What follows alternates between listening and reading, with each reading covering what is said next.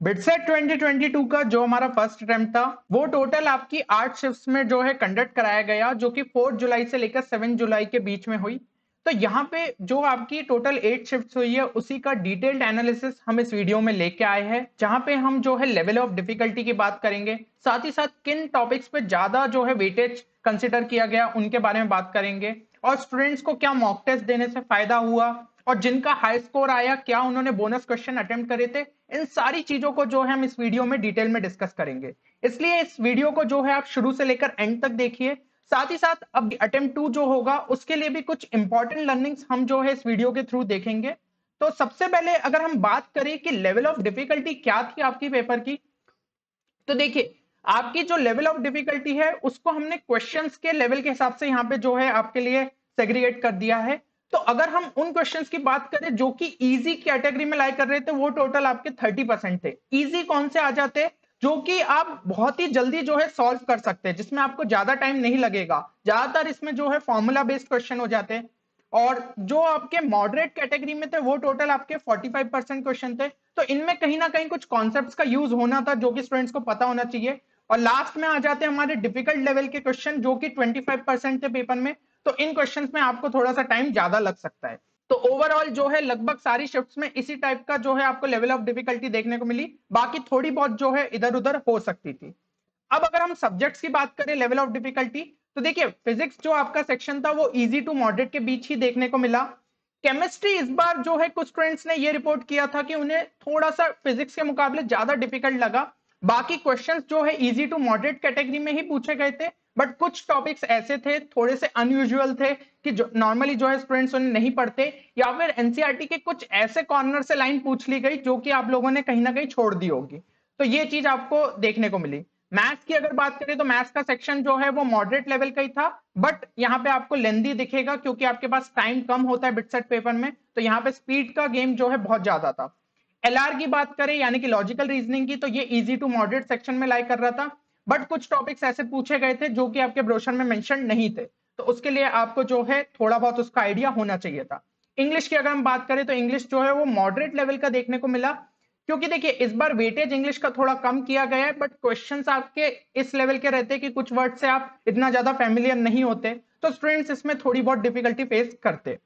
अब एक और इंपॉर्टेंट चीज, जो भी स्टूडेंट्स सेकेंड अटेम्प्ट को लेकर उतना ज्यादा कॉन्फिडेंट नहीं है उनको यार बिल्कुल टेंशन लेने की जरूरत नहीं है, क्योंकि आपके लिए हमने जो है 3 कोर्सेज को अवेलेबल रखा है। एक है आपका क्रैश कोर्स, जिसके अंदर हर एक वो सोर्स प्रेजेंट है जो कि आपके स्कोर को एक अच्छा खासा बूस्ट दे सकता है, तो इसे आप जरूर से चेक कर लीजिए। कोर्स डिटेल्स की जो लिंक है वो आपको डिस्क्रिप्शन में मिल जाएगी। साथ ही साथ ये कोर्स हमारी वेबसाइट 10qchallenge.in पे अवेलेबल है। इसके अलावा कुछ और कोर्सेस है जो कि आपके प्रिपरेशन को एक अच्छा खासा बूस्ट दे सकते हैं। एक है रैपिड रिवीजन कोर्स, जो कि आपके क्रैश कोर्स का ही थोड़ा मिनी वर्जन है और आपको रिवीजन पर्पस के लिए हेल्पफुल रहेगा। एंड लास्ट में आपका एलआर इंग्लिश कोर्स। तो कुछ स्टूडेंट्स ऐसे हो सकते हैं जो कि फिजिक्स केमिस्ट्री मैथ्स को लेकर तो कॉन्फिडेंट है, बट एलआर इंग्लिश को लेकर उन्हें कुछ भी आइडिया नहीं है। तो ये कोर्स आपकी वो सारी दिक्कतों को दूर करता है। तो आप ये कोर्स भी जो है हमारी वेबसाइट 10qchallenge.in पे चेक कर सकते हैं। बाकी इसकी डिटेल्स के लिए आप एक बार डिस्क्रिप्शन को चेक कर लीजिए।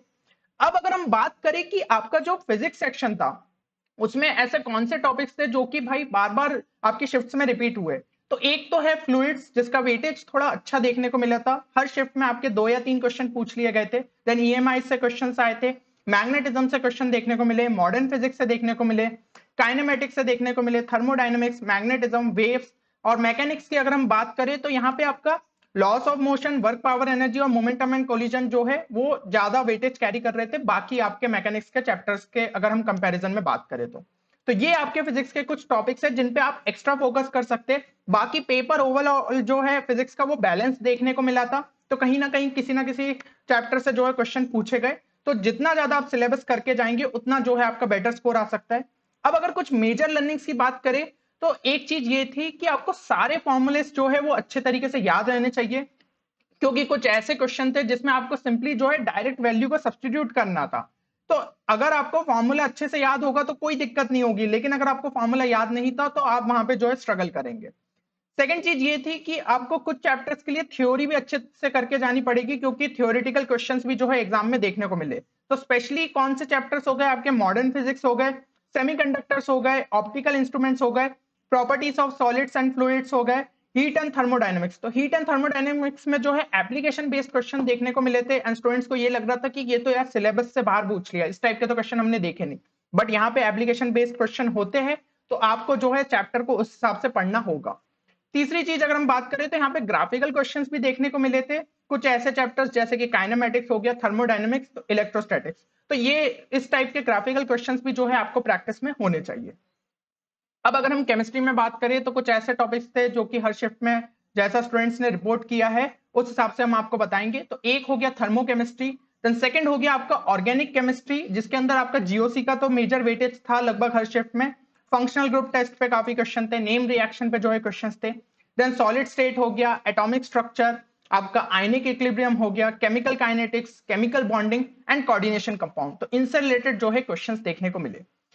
और अगर हम बात करें कि यहाँ पे मेजर लर्निंग्स आपके लिए क्या क्या रहेगी, तो ऑर्गेनिक केमिस्ट्री में जो है आपको नॉमेनक्लेचर का कहीं ना कहीं क्वेश्चन पूछा ही जा रहा है और बहुत इजी सेक्शन है, तो उसको बिल्कुल मत छोड़िएगा। जो बेसिक रूल्स है आपके वो याद रखिए नॉमेनक्लेचर करते हुए। देन आइसोमेरिज्म से भी रिलेटेड क्वेश्चन देखने को मिल रहा है, तो वो भी इजी टॉपिक है, उसको एक बार अच्छे से देख लीजिए और स्पेशल फोकस जो है ज्योमेट्रिकल एंड ऑप्टिकल आइसोमेरिज्म पे रखिए। नेम रिएक्शंस जो है ज्यादातर इसमें पूछी जा रही थी, जैसे कि आपकी माइकल कंडेंसेशन हो गई या इस टाइप की रिएक्शन, तो अगर आपने जो है नेम रिएक्शंस अच्छे से कर ली तो एक आधा क्वेश्चन जो है आपको यहां से भी देखने को मिल सकता है, इवन कुछ शिफ्ट में 2 या 3 क्वेश्चन भी देखने को मिले, तो इसे अच्छे से करके जाइए। रीएजेंट टेस्ट बेस्ड क्वेश्चन भी आ रहे थे, तो जितने भी आपको जो है टेस्ट बेस्ड क्वेश्चन होते जैसे कि primary amines, secondary amines, tertiary amines, तो इनको डिस्टिंग्विश किसके मदद से करेंगे, इस टाइप के जो है क्वेश्चंस देखने को मिले थे, तो इसके लिए भी जो है आपको तैयारी करके जानी होगी। इनऑर्गेनिक केमिस्ट्री की अगर हम बात करें तो कुछ क्वेश्चंस ऐसे थे जो कि आपके इन बिटवीन पूछ लिए गए थे, मतलब चैप्टर में कोई ना कोई लाइन है उसमें से उठा के पूछ लिए,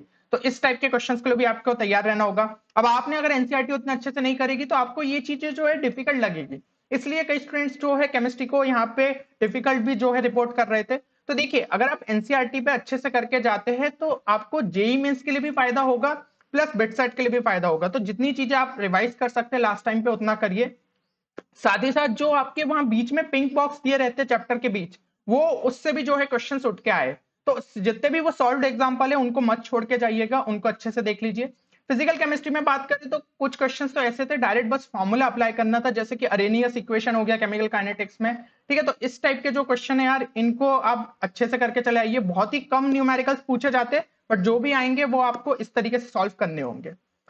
अगली चीज अगर हम बात करें तो मैथ्स में जो है आपका वेक्टर्स एंड 3D देखा गया, और सरप्राइजिंगली यार इस बार ये चीज देखी गई है कि आपकी लीनियर प्रोग्रामिंग प्रॉब्लम्स जो है वो हर शिफ्ट में 2 या 3 क्वेश्चंस पूछे जा रहे थे, तो ये टॉपिक इतना छोटा टॉपिक है लेकिन इसको इतना वेटेज देना, यानी कि कहीं ना कहीं जो आपका मैथ सेक्शन था वो अनबैलेंस सा जो है देखने को मिला। इवन डिफरेंशियल इक्वेशन से भी ये हो रहा था कि 3 या 4 क्वेश्चन जो है कुछ शिफ्ट्स में देखने को मिले, तो यहाँ पे ये दोनों टॉपिक्स आपके लिए काफी ज्यादा इंपॉर्टेंट हो जाते हैं। वेक्टर्स एंड 3D का तो ऐसा है कि वो मेंस में भी आपको हायर वेटेज टॉपिक में ही कंसीडर किया जाता है, तो उसमें कुछ ऐसा सरप्राइज नहीं है, लेकिन एलपीपी एंड डिफरेंशियल इक्वेशन पे जो है फोकस रखिए। लॉगरिथम से भी कुछ क्वेश्चंस प्रॉपर्टी बेस्ड पूछे जा रहे थे, तो वो तो आप बेसिक मैथ्स में कवर करते, तो उस पर जो है आपको फोकस रखना है। कैलकुलस में आपका फंक्शंस एओडी डेफिनेट इंटीग्रेशन पे जो है ज्यादा फोकस रखा गया था, बाकी कैलकुलस का ओवरऑल भी अच्छा वेटेज था पेपर में। स्ट्रेट लाइन से जो है क्वेश्चंस आए थे, आपके सर्कल से भी क्वेश्चंस आए थे, ठीक है, probability, sets and relation, sequence and series, इनसे क्वेश्चंस जो है देखने को मिले। बाकी टॉपिक्स जो है हमने यहाँ पे नहीं लिखे, लेकिन जो है उनसे भी क्वेश्चंस देखने को मिले थे, बट ये ऐसे थे टॉपिक्स जो कि स्टूडेंट्स को याद थे, उन्होंने जिस हिसाब से रिस्पॉन्स शीट में भरे, तो मतलब पक्का कहीं ना कहीं उन्हें जो है इस टाइप के क्वेश्चन ज्यादा देखने को मिले, तभी आपके जो है मेमोरी में ये चीजें याद रहती है कि यार डिफरेंशियल इक्वेशन एक ऐसा टॉपिक था जिससे मुझे बार बार क्वेश्चन दिखे, तो जैसे ही उन्होंने रिस्पॉन्स शीट भरी उन्होंने ये चीज जो है रिपोर्ट करी वहां पे, तो जितनी भी हमें जो है रिस्पॉन्सेस मिले स्टूडेंट्स के, उसी के दम पे जो है हम इस एनालिसिस को यहाँ पे तैयार कर पाए। अब अगर यहाँ पे हम मेजर लर्निंग्स की बात करें तो सारे फॉर्मूले मैथ्स के भी आपको अच्छे तरीके से याद रहने चाहिए, इवन फिजिक्स के मुकाबले देखें तो मैथ्स में ज्यादा ही फॉर्मूलेस है, तो ये जो है आपको और अच्छे से याद रहना चाहिए, क्योंकि वहां पे जो है कुछ डिराइव करने का आपको टाइम नहीं मिलने वाला। कुछ क्वेश्चंस यहाँ भी डायरेक्ट वैल्यू सब्स्टिट्यूशन वाले थे, और यहाँ पे जैसा कि मैंने आपको बताया कि अनबैलेंस्ड पेपर देखने को मिला, टॉपिक का बराबर वेटेज नहीं था, एलपीपी, डिफरेंशियल इक्वेशन, इन सब का थोड़ा हायर वेटेज हो गया था, इसलिए कोई भी पोर्शन को आपको छोड़ के नहीं जाना है, जैसे कि स्टेटिस्टिक्स हो गया, मैथमेटिकल रीजनिंग हो गया, लीनियर इनइक्वालिटीज, यहाँ से भी क्वेश्चन देखने को मिले, तो ये सब छोटे छोटे टॉपिक्स जो है ना कहीं कुछ ना कुछ वेटेज कैरी कर रहे हैं। और ये भी ट्राई करना है आपको कि स्मार्ट टेक्निक्स जहां भी यूज कर सकते हो वहां पे करिए, जैसे कि आपको सब्स्टिट्यूशन हो गया, ऑप्शन एलिमिनेशन हो गया, क्योंकि यही सब टेक्निक्स आपका टाइम सेव करते हैं। तो इवन क्रैश कोर्स में जो स्टूडेंट्स थे उनको मैंने यही चीज बोली थी कि आप इनका जो है प्रॉपर तरीके से यूज करिए, तो आपको जो है 10 या 12 क्वेश्चन इस टाइप के देखने को मिल ही जाते। तो इसका भी जो है आपको ख्याल रखना है, ताकि आप यहां से जो टाइम सेव करेंगे वो दूसरे क्वेश्चंस में यूज कर पाएंगे। तो टाइम मैनेजमेंट बहुत ही ज्यादा इंपॉर्टेंट है आपके मैथ सेक्शन के लिए। नेक्स्ट अगर हम बात करें आपके एलआर और इंग्लिश की, तो देखिए लॉजिकल रीजनिंग एंड इंग्लिश में कुछ ऐसे टॉपिक्स थे जैसे कि आपका सीरीज हो गया, एनालॉजी हो गया, इन सब के तो क्वेश्चन देखने को मिले थे। एंड इवन जो है मैं ये चीज मान के चल रहा हूँ कि नॉन वर्बल रीजनिंग के भी क्वेश्चन आए होंगे, बट स्टूडेंट्स ने यहाँ पे रिपोर्ट नहीं कर पाए, क्योंकि जो हमने गूगल फॉर्म की शीट डाली थी उसके अंदर यहाँ पे स्पेस नहीं थी कि आप कुछ पिक्चर्स अपलोड कर पाए। तो ऑब्वियसली हो सकता है उन्होंने ये चीजें रिपोर्ट नहीं करी हो कि किस टाइप के क्वेश्चंस पूछेगा, बट नॉन वर्बल रीजनिंग के जो है क्वेश्चंस देखने को मिले होंगे, और जो ब्रोशर में गिवन है उनमें से कहीं ना कहीं एक आधा क्वेश्चन पूछा गया होगा टोटल, क्योंकि आपके 20 क्वेश्चन आने थे लॉजिकल रीजनिंग में। बाकी एनालॉजी से रिलेटेड उन्होंने बताया कि न्यूमरिक पेयर वाले क्वेश्चन आए, सीरीज से जो है मल्टीपल क्वेश्चन देखने को मिले, और इवन क्यूब्स एंड डाइसेस से क्वेश्चन देखने को मिले, जो टॉपिक आपके ब्रोशर में भी मेंशन नहीं है। ठीक है, तो वो चीज के बारे में आपको आइडिया होना चाहिए था। इवन हमने अपने लॉजिकल रीजनिंग का जो कोर्स है, लॉजिकल रीजनिंग और इंग्लिश का, उसमें स्टूडेंट्स को बताया है कि क्यूब्स वाले क्वेश्चन को आपको किस तरीके से सॉल्व करना है और डाइसेस वाले, तो आपको इसका आइडिया रहना चाहिए। रीडिंग कॉम्प्रिहेंशन की अगर हम बात करें तो कुछ शिफ्ट्स में ऐसा था कि आरसी नहीं दिया हुआ था, उसकी जगह आपके जो है फ्रेसेस और इडियम्स वाले क्वेश्चंस ज्यादा दे दिए थे, तो यहाँ पे ये चीज के लिए आप तैयार रहिए। बाकी कुछ शिफ्ट्स में आरसी दिया था तो उसमें 2 या 3 क्वेश्चंस आपके एक पैसेज के साथ दिए थे, और बाकी सिनोनिम्स और आपके यहाँ पे एंटोनिम्स से भी जो है क्वेश्चंस देखने को मिले थे। तो उसके लिए आपको वर्ड्स का कहीं ना कहीं आइडिया अच्छे से होना चाहिए। तो एक चीज जो कि मैं अपने पिछले कई वीडियोस में आप लोगों के लिए कहते आया हूं कि बिटसेट के लिए आपको मॉक टेस्ट देना काफी ज्यादा जरूरी है, इससे आपकी जो है स्पीड एंड एक्यूरेसी बढ़ती है और आपको फाइनल एग्जाम में काफी ज्यादा फायदा देखने को मिलेगा। फिर भी हो सकता है कि आप में से कई स्टूडेंट्स को ऐसा लग रहा हो कि क्या सही में इससे फायदा होता है, तो यहाँ पे एक डेटा मैं आपको दिखाना चाहूंगा। जो रिस्पॉन्स शीट के हमें रिस्पॉन्सेस मिले उसके हिसाब से जो है जिन स्टूडेंट्स के भी 250 के ऊपर मार्क्स आए हैं उनमें से 82% स्टूडेंट्स ऐसे थे जिन्होंने एटलीस्ट 5 मॉक टेस्ट दिए थे, मतलब कम से कम 5 मॉक टेस्ट दिए थे, हो सकता है उससे ज्यादा भी दिए हुए, तो जितने ज्यादा दिए थे उससे उन्हें फायदा ही हुआ होगा। तो ये डेटा आपको ये चीज प्रूव करता है कि मॉक टेस्ट देना कितना ज्यादा जरूरी है बिटसेट एग्जाम के लिए, तभी जाके आप एक अच्छा स्कोर यहाँ पे ला सकते हैं। और जिन भी स्टूडेंट्स के यहाँ पे 150 से कम नंबर आए हैं उसमें से 67% स्टूडेंट्स ऐसे थे जिन्होंने कोई भी मॉक टेस्ट नहीं दिया था। तो यार ये चीज आपको बताती है कि अगर आप मॉक टेस्ट नहीं देंगे तो कहीं ना कहीं आपका स्कोर कम रह जाएगा, और ऊपर में भी जो 82% के अलावा बचे हुए 18% स्टूडेंट होंगे जिनके 250 के ऊपर आ गए, कहीं ना कहीं उनकी जेई की तैयारी बहुत अच्छी होगी, तो उनको इतना ज्यादा कॉन्सेप्ट्स में दिक्कत नहीं हुई, लेकिन अगर वो मॉक टेस्ट देते तो और ज्यादा उन्हें जो है फायदा हो सकता था।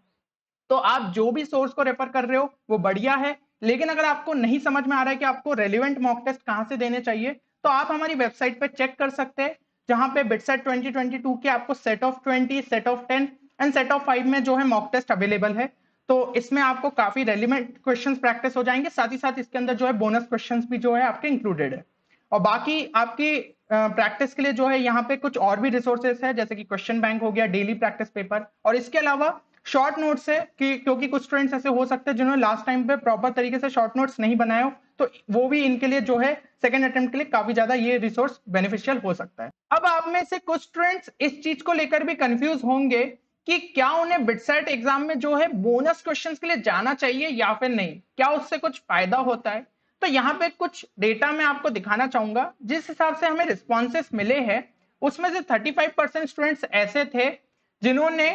बोनस अटेम्प्ट किया और उनका स्कोर जो है 280 प्लस आया। तो यहाँ पे ये चीज हमें दिख रही है कि बोनस अटेम्प्ट करने से कहीं ना कहीं आपके जो है मार्क्स ज्यादा आने की पॉसिबिलिटी रहती है। लेकिन एक और डेटा इसी में हमें पता चला कि जिन स्टूडेंट्स ने बोनस अटेम्प्ट करे उनमें से 35% स्टूडेंट्स ऐसे भी थे जिनके 220 से भी कम नंबर आए। तो कहीं ना कहीं ये चीजें जो है बैकफायर भी कर जाती है, आप बोनस के चक्कर में जो है लालच में आके कुछ क्वेश्चंस जो कि आपको नहीं भी बनते तुक्के में उन्हें अटेम्प्ट कर देते हैं, फिर पता चलता है कि बोनस के लिए भी ज्यादा टाइम नहीं बचा और उसमें से एक दो क्वेश्चन आप लगा के आ रहे हो, तो ओवरऑल आपकी अच्छी खासी नेगेटिव हो जाती है।